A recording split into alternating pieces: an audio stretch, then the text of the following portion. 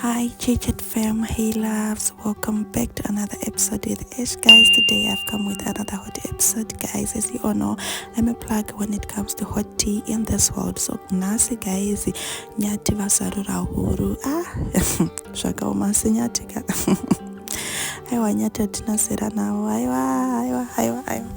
Shuwa kuita mukadzi 6 kan kudai kumuita tumeriki. Ndoyo yake kutanzweni my husband did my makeup ndiyo kai. That was actually their caption on Facebook. Ko serious manje yanyati vachidhirowa mukadzi kudai yawa Facebook yashika nasi. Nasi Zimbabwe yavhunduka.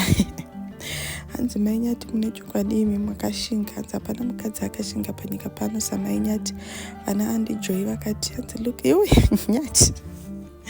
Hanzi nana andijoyi.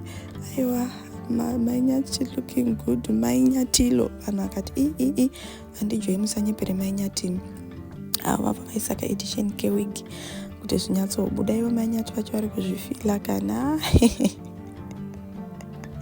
Asi nyatika yellow guys.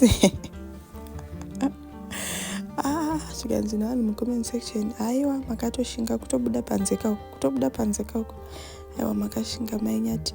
Zvikandi vamwe mukuita kunge pegi chipoko chemuharare.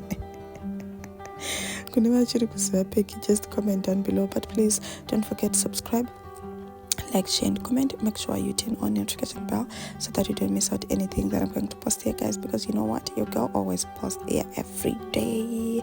I always post here every day. And also guys, Nyati vakabva vatoeda netuma earrings vakati aiwaka baby unofanira kunyatsoruka good, inini basa iri ndinorigona. Imiwo vanhu ndime vati Nyati anogona makeup, Nyati anogona makeup. Heyo makeup yakuiswa pamukadzi achibuda mustreet achifamba panze. But anyway, let's just keep supporting them guys. They're trying, they're working hard kuitira kuti monetization yavo isazoende futi like what happened last time.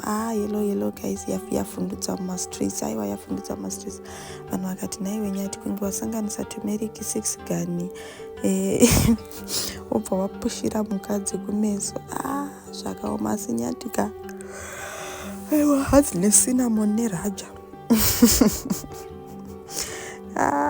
Baka guys, let me know what you think in the comment section. Just let me know guys, what do you think about the makeup ya Mai Nyati? I also wanna know. Thank you so much guys for watching.